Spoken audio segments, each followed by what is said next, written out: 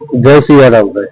હવે આ જે તમે બંદર જોઈ રહ્યા છો પોરબંદર નું બંદર, હવે આ જે બંદર એટલે કરોડો અરબો રૂપિયાનું ઇન્ડિયામાં કમાઈને સરકારશ્રીને દર વર્ષે આપે છે. હવે આ બંદર ઉપર જ આપણે પ્રાથમિક આરોગ્ય કેન્દ્રની સખત જરૂર છે, જે અને પીવાના પાણીની સખત જરૂર છે. આ બે સુવિધા તો છે જ ને. હવે આ બંદર દર વર્ષે કરોડો અરબો રૂપિયાનું ઇન્ડિયામાં કમાઈને સરકારશ્રીને આપે છે, તો એ પ્રાથમિક આરોગ્ય કેન્દ્ર આ બંદર ઉપર થતું નથી. મને તો એ અફસોસ થાય છે.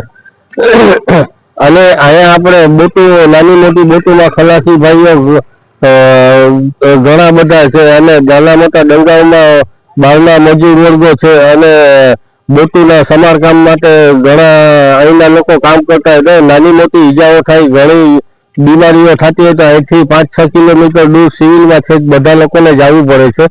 તો જો અહીંયા એક આ પ્રાથમિક આરોગ્ય કેન્દ્ર આપણે થઈ જાય તો સારું, તો જેથી કરીને આ લોકોને 4-5 કિલોમીટર દૂર છે ને અહીંયાથી જવું ના પડે.